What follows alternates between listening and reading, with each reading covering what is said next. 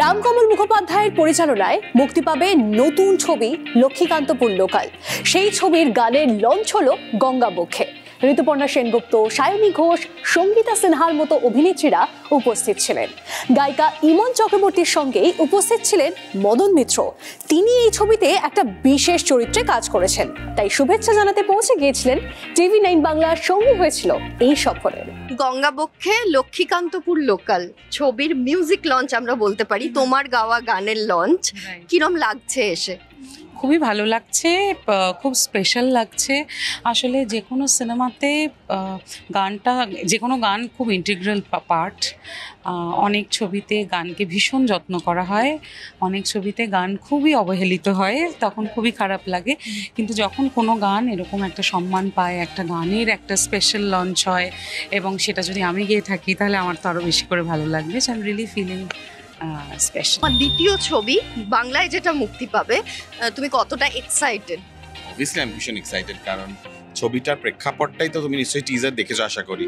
So you know that is the star starred film. এটার মধ্যে কৌশিক দা, ঋতুদি, পাউলি, ইন্দ্রনীল, তারপরে তোমার সঙ্গীতা, জন ভট্টাচার্য থেকে সবাই আছে, মানে অনেকেই আছে। তো তিনটে পরিবারের মধ্যে তিনজন কাজের লোক, যাদের আমরা হাউস ওয়াইফ বলি ইংলিশে, সে তারা যখন আসছে এবং সেই পরিবারে কি কি সংকট হচ্ছে, কি কি বাধা বিপত্তি আসছে এবং তার মধ্যে তারা কতটা ক্রিটিক্যাল রোল প্লে করছে সেটাকে ঠিক করার বা সেটাকে সামলে তোলা, সেটা নিয়ে হচ্ছে লক্ষ্মীকান্তপুর লোকাল। এখন আমার ঠিক যেই সিনেমাটা করতে ইচ্ছা হয় আমি সেই সিনেমাটা করি, আমার যেটা ভালো লাগে আমি সেটাই করব। আমার কিছু কিছু সিনেমা আমার মনে হয় যে যেগুলো দেখানো উচিত মানুষকে। লক্ষ্মীকান্তপুর আমার মনে হচ্ছে যে ওই মহিলাগুলোর গল্প, ওই মানুষদের গল্পগুলো আমাদেরও জানা উচিত, যারা এত দূর থেকে ট্রাভেল করে আসে। তারা ডোমেস্টিক হেল্প হিসেবে বাড়িতে তাদের জীবনে চাওয়া পাওয়া, দুঃখ আনন্দ সঙ্গে তারা যে মনিবদের সঙ্গে যেটা ভাগ করে নেয়, বা মনিবরা কি তাদের ওই দুঃখগুলো বোঝে বা তাদের মনের কথা বোঝে।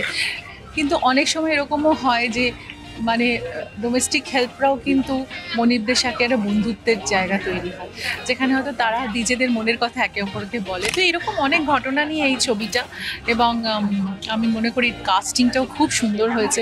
এই ছবিতে সায়নী ঘোষ, যাকে এখন বাংলা ছবিতে পাওয়াই যায় না, এই ছবিটায় পাওয়া গেছে। কারণটা কি? ছবির সাবজেক্টটা? হ্যাঁ, সাবজেক্টটা। আর অবশ্যই রামদা গডেন টাচ। আমি তো ছবি করতে চাই, বাট আমাকে অনেকে বলেছে, এখন আমি জানি না কেন এটা বলেছে, ইটস ভেরি ফানি তো, বলছে আমার ভয় লাগে তোমাকে অ্যাপ্রোচ করতে। এটা খুব একটা অদ্ভুত বিষয়, কারণ আমি নিজে ইন্ডাস্ট্রিতে এত বছর কাজ করছি, আর কোনোদিনই যে আমার ভীষণ যে খুব ট্যান্ট্রাম ছিল বা আমি যে খুব হাই এন্ড কিছু ওরকম নয়। I am a reasonably connected person. তো লক্ষ্মীকান্তপুর লোকাল, রামদা গট ইন টাচ আলাদা করে অনেক জায়গায় নম্বর জোগাড় করে আনি স্যার যে I want you to do this. So স্ক্রিপ্টটা ভালো ছিল, রামদার সাথে কাজ করা, নতুন ডিরেক্টরের সাথে কাজ করতে ভালো লাগে। আমি বাংলার মানুষকে বলবো যে একটা ভালো বই দেখতে গেলে যে বইতে থ্রিল আছে, কষ্ট আছে এবং প্রতি মুহূর্তেই ক্লাইম্যাক্স, অ্যান্টি ক্লাইম্যাক্স, তারপর মাল্টি স্টার, এতগুলো স্টার রয়েছে এই বইটায়। তো আমার পুরোপুরি চরিত্র রয়েছে এবং সেই চরিত্রটার নামই মদন মিত্র। এই মুভিটা করার আমার একটা রিজনই ছিল যে এই গল্পটা আমার ভীষণ ভালো লেগেছে, যেটা রামকমল দা আমাকে এটা অ্যাপ্রোচ করেছিল এই মুভিটার জন্য। অ্যাকচুয়ালি হয়েছে যে আমি এটা বেনিদির কাছ থেকে আমি ওয়ার্কশপ নিয়েছি এবং রামদা আমাকে ভীষণভাবে গাইড করেছে। আমি ভীষণ ভয়ে ছিলাম, কারণ রীতিমতো আমার অপোজিটে যারা ছিলেন তারা মানে ভীষণ লেজেন্ডারি একজন মানুষ। তো তাদের সাথে যেভাবে আমি কাজ করেছি এবং ওনারা আমাকে যেভাবে কোঅপারেট করেছে পুরো বিষয়টাতে, আমার কাজ করতে অনেকটা ইজি হয়েছে।